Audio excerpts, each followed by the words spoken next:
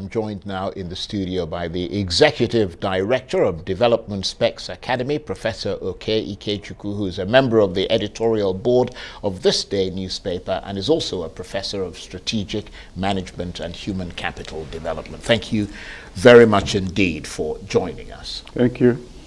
Let's start with the preceding guest who was here before you, Yusuf Dati Baba Ahmed of the Labour Party.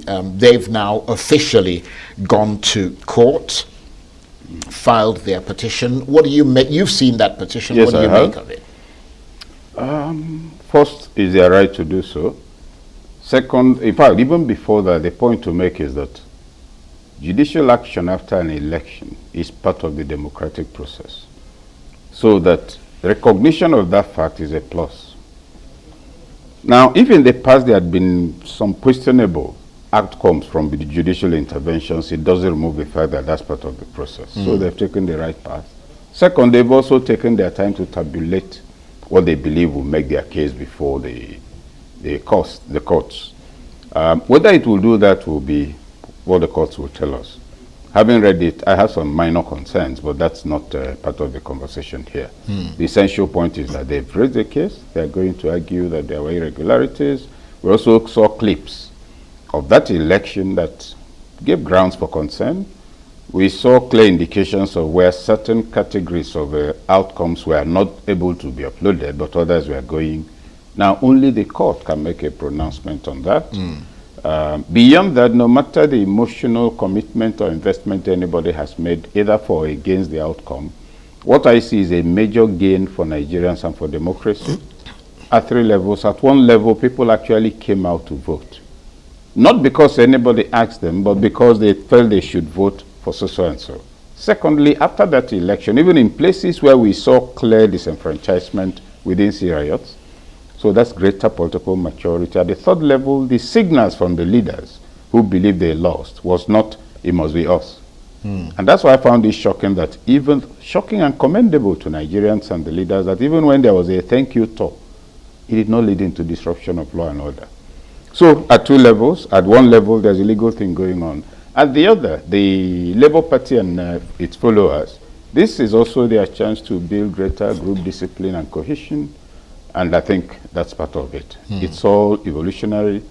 But fortunately, too, from what Dati Ahmed said, they will accept whatever outcome it is. Which is not to say that we're not going to fight for it. Which is not to say that they're not convinced they won. But that if at the end of it, part of that process of determining democratic enterprise says, no, we don't think you won, that they will live with it. That is good signal. Well, I mean, it'll be obviously a case of having to accept.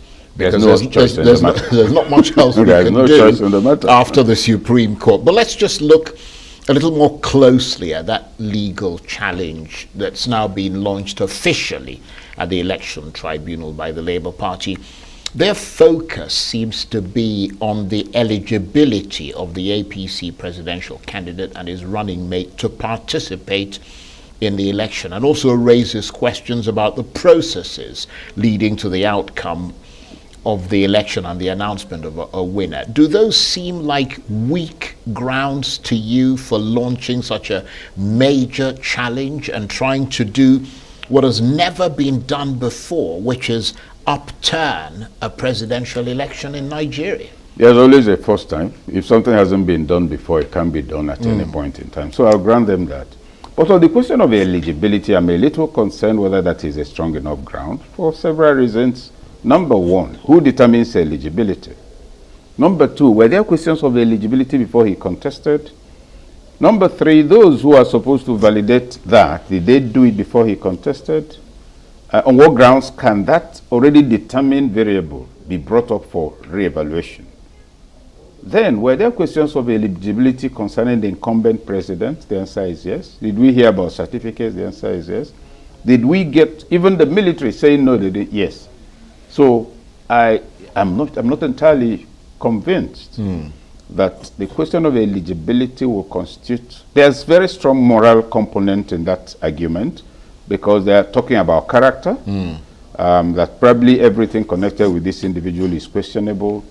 But even if you speak from first, there's the legal issue, then there's the issue of natural justice, equity, and good conscience.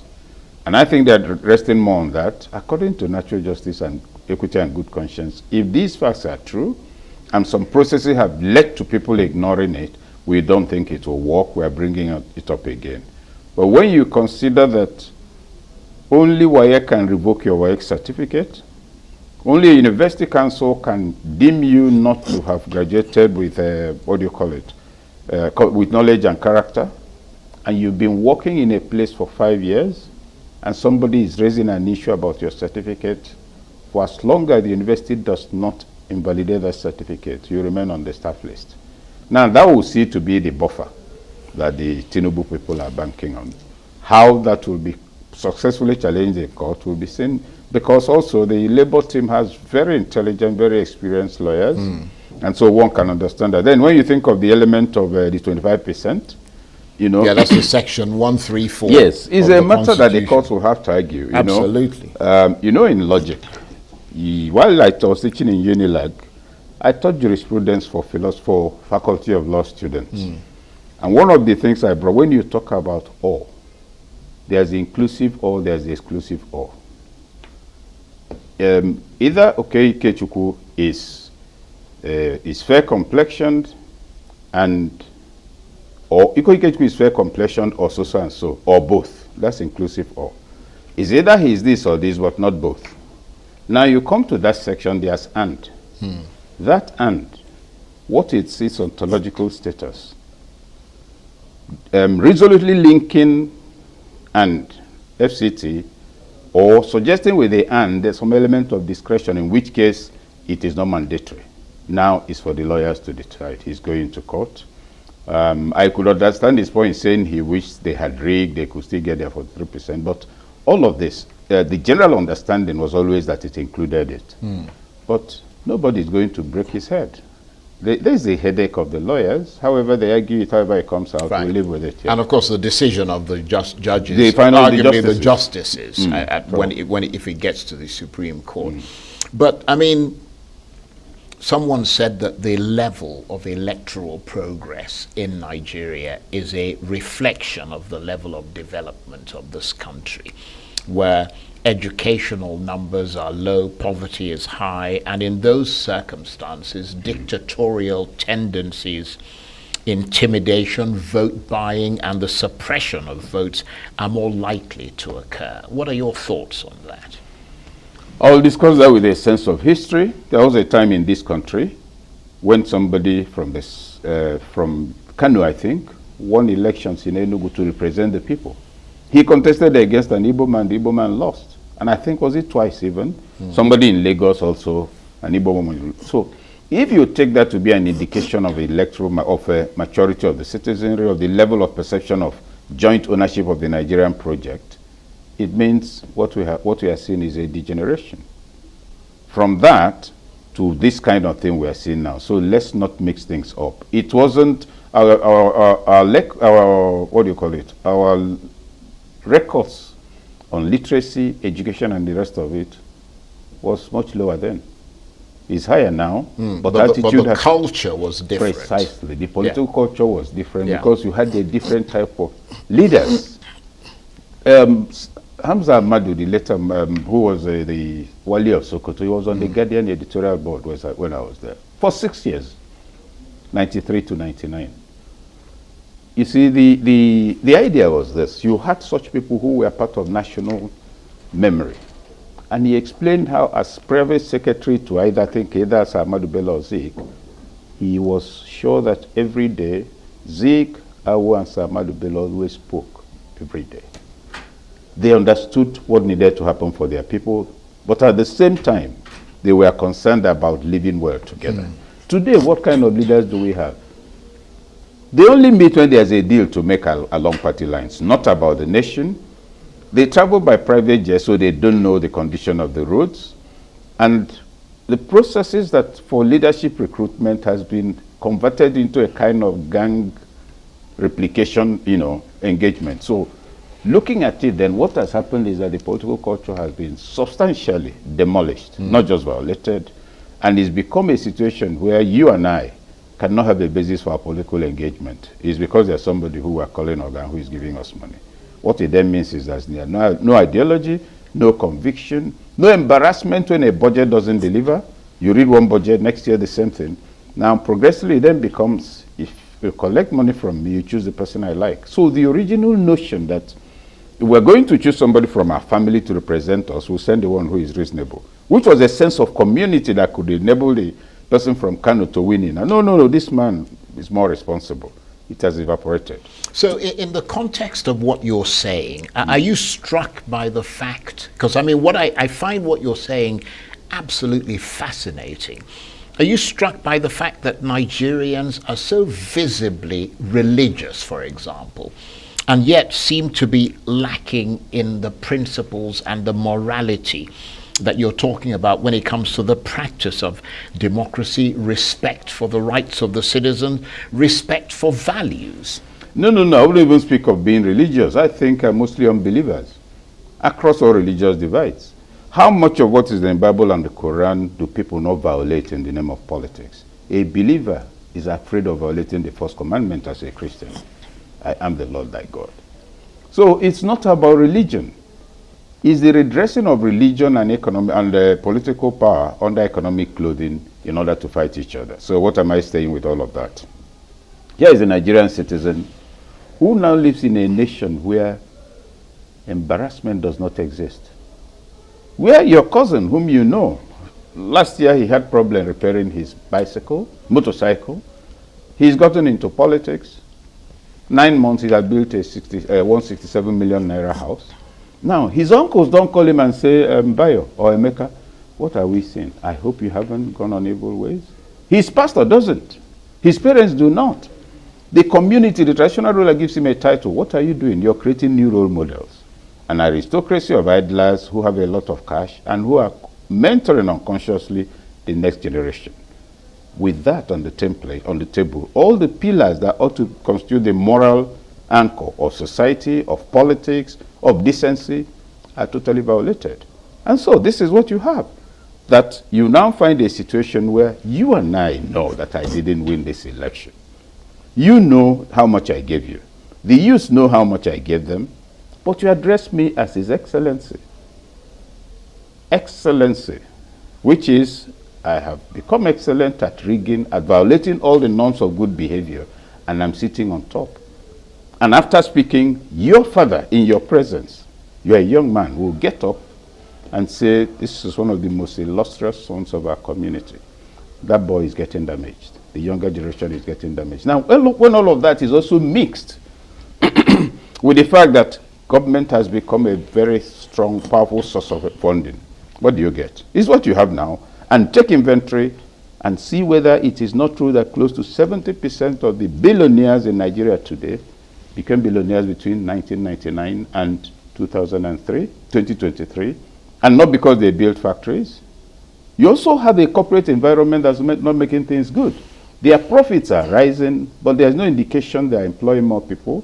There's no indication they're giving loans to the real sector. Everybody's on rent. The economy is going under. On top of all of that, there's no security. So the state is also distrusted. Some people direct the anger at the institutions of state. They hate policemen when they see them. But a policeman is just somebody's father or uncle or whatever, and he's underprepared for his job, right, also under-equipped. Talking about that, again, that's a very interesting analysis you're giving there. Is the model, for example, of INEC as an independent electoral, being the operative word, electoral commission now broken, as is, for instance, trust in the police that you're talking about? Is all that gone or virtually gone in the wake of this election season, for example, especially with regard to the police, which some people would argue seems to have underprotected the people? Is public trust and confidence worse? No. I'll get on the police and then get to the major question of the level of culpability for INEC. Now, I understand they deployed 400,000 policemen. How many polling booths do we have? 100 and something thousand. 176,000, so more than 176,000. Yes, there's no question of whether they were totally inadequate. And remember, if you're going to deploy them, you have to withdraw them from every place. In fact, if you recall, because these are things, I keep data that I work with in the academy. Anytime there is, and this can be checked through some of the, anytime you have, like when you have an a party primary in Eagle Square, find out how many checkpoints still exist in Abuja. So it's a withdrawal and replacement, not an expansion of it. Now, on what was the issue again? So the police, they were spread too thin. It's not that the police didn't want to work. So let's disaggregate the blame. First, the word independent in the name of INEC doesn't need to be there. It's just a gestural political thing to suggest we won't influence it. National Electoral Commission carries enough dignity because it has a statutory function to perform. If you say it's independent, it means it has responsibility for everything that will show electoral integrity, and that is not true. INEC is a position provider, a service provider. It provides the environment, a regulatory platform on how you should behave if you want to choose your leaders. INEC is not responsible for security. It is dependent in that regard. INEC is also not responsible for a lot of other things. To that extent, it's independent. So let's disaggregate blames. You and I are in this polling booth. We just conducted elections, and some people come, give you a black eye, knock me unconscious, carry the things and run away. And people are talking about Charles and Okey, irresponsible INEC officials. Couldn't they stop the criminals? No, we're not responsible for security. So when ballot boxes are snatched and INEC officials are not seen to have colluded, maybe invited them, then the blame is out of that place. So we've got... on integrity briefly, now, yeah. If at the level of the polling booth, I alter the results, and you find out that somebody gave me money, not even that the REC contacted me, I'm personally responsible. If I was given money and the REC was involved, it expands the chain. Right. If we send lousy report and the national level is now accepted, it makes it, yet when you can say INEC has done so and so. To that extent, the challenges on the table present a lot of concern. And INEC, I believe, is charged with serious integrity deficit as we speak. Okay, well, we've got literally a minute and a half before we... Well, you gob quite a lot. Oh, I don't know the type of clock you use here. I may press charges, Charles. No, in fact, our clock is the most accurate one. It's just that you get into it, and it's very interesting listening to you. But what is the solution to this recurring problem, or these complex of problems that you've talked about? Because Nigeria's image is being systematically eroded because of this persistent lack of credibility. The solution is first to understand the situation. It's indicative of a certain level of political immaturity. It's not new. Every nation that's advanced today was at some point in that stage. The second thing is that identify the problems and deal with them. If you've confirmed that INEC acted badly, identify the officers. Yeah, like in this, and that's the serious concern, that the elections of 15th, we saw videos of people who were preventing other fellow citizens from voting. Have we heard of arrests? No. We heard of an estate that people were locked out. Any action? No. So it further diminishes the confidence. Then the one of last Saturday, where people were actually going around making announcements, threatening people. Now, when such things can happen and people get away with it, we are not heading towards a solution. So what to do? In those specific cases where even visuals were involved, we need to hear at the national level that XYZ in so and so place have been apprehended, trial is going on, whatever, coming from the office of the IG. He then says, it's a leadership signaling. Oh, it wasn't sponsored from the top. Right. So if those interventions don't occur, and there's this triumphalism, it will only reinforce the impression that INEC was compromised. It will damage the reputation of Yakubu. It will wreck everything and further distance Nigerians from loyalty to the Nigerian state. Okay. Prof, I want to thank you, as always, very much indeed. And Professor Okey Ikechukwu is the Executive Director of Development Specs Academy, a member of the editorial board of This Day newspaper, and a Professor of Strategic Management and Human Capital Development. Thank you very much indeed.